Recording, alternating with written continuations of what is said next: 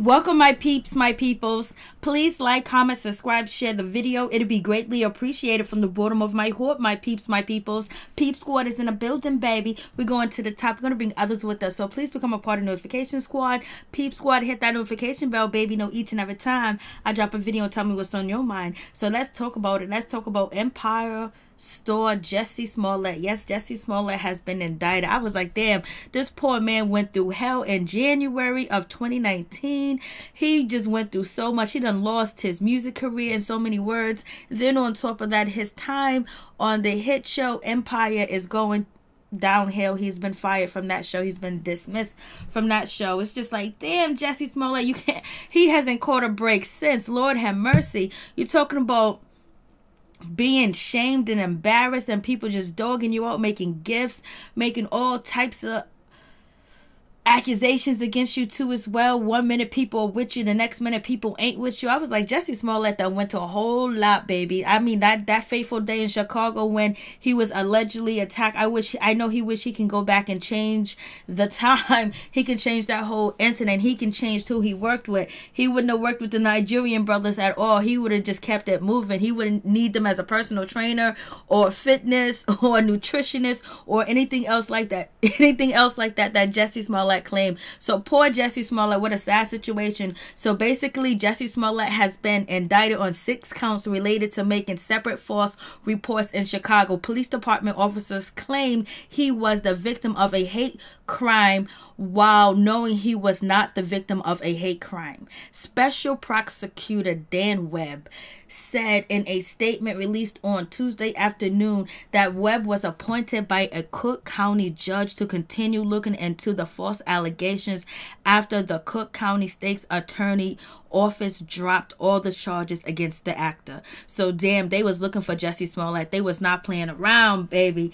I mean, like, I wish Jussie Smollett could have just paid a fine. He could have paid the $240,000 that they wanted. Whatever Chicago was asking for, he should have paid for and keep it moving, because this is really like a black eye for him. This is really like just to have the case brought back up, it gotta be hurtful to Jussie Smollett. He's probably going through a whole lot of anguish, a lot of discomfort, a lot of distent, a lot of embarrassment, a lot of shame. And then on top of that, he is still saying that he's innocent and he's going to fight against these charges and he's an innocent man. Lord, whew, I don't know. He better hope he can get somebody that's anointed to get him off, baby, because I don't know. The evidence that they got that this was a false claim the prosecutors have and has been distributed out through the media is a whole lot. Now, if he can get somebody to say that all this is not true, then he'll be all right. But the way it looks like, the recordings, the videotape, the camera, everything that they have, you know, just leads up to Jussie Smollett actually telling the story from his outfit, from his neighbors, and from, you know, not wanting to show the police his cell phone, his manager and people around him basically, you know, that this may have been a false accusation.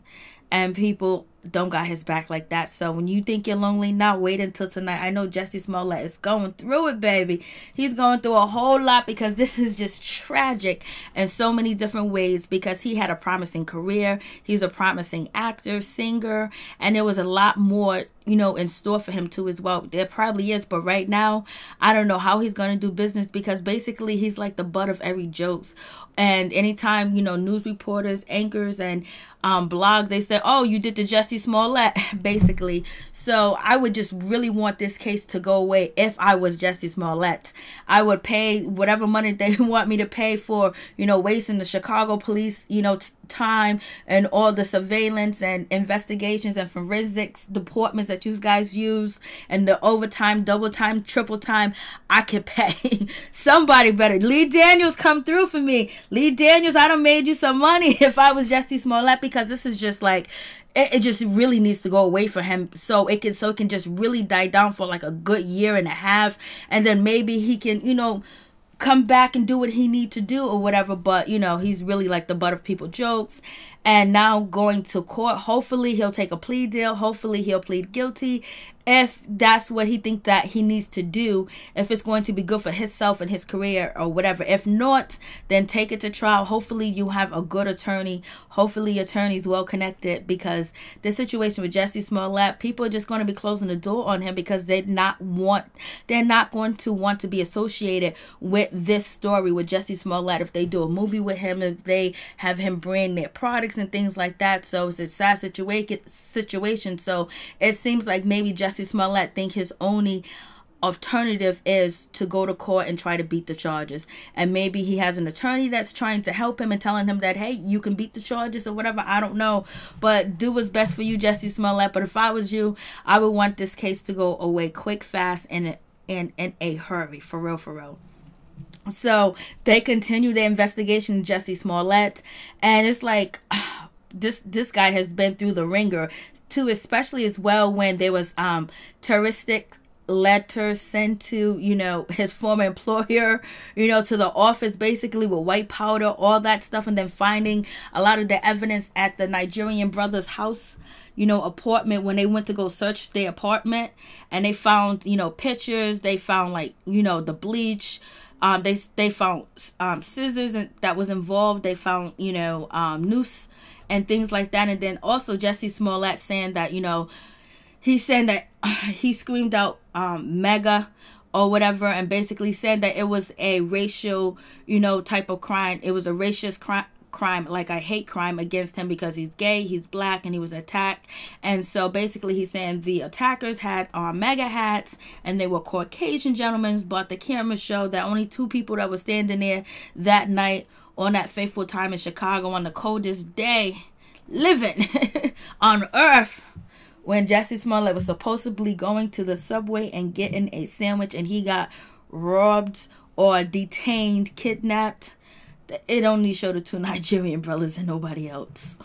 Lord have mercy. So do what you do, Jussie Smollett. But this is a crazy situation, and it's just like, damn, like, imagine what he's going through mentally. Imagine what his psychology is going through. Imagine what he's thinking. Imagine what he's going through anytime he sees this case or people talking about Jussie Smollett. I know he just got to be feeling like this again. So, they're not really playing with Jussie Smollett. They've been doing a private independent investigation to determine whether prosecutors should, charge him with basically doing wrong and committing a crime by filing a fake police report. He filed a fake police report and the whole 9 yards, and said he was kidnapped, he was beaten, and the whole 9 yards. And he said it was a hate crime. So it's like, damn, there's a lot going on in Chicago. There are so many, crimes that are going on, so many innocent people getting hurt in Chicago. And this is the story that is breaking in Chicago, when we know neighborhoods are not safe. They're like war zones. So peace, I'm out. Much love to all my peeps and my peoples.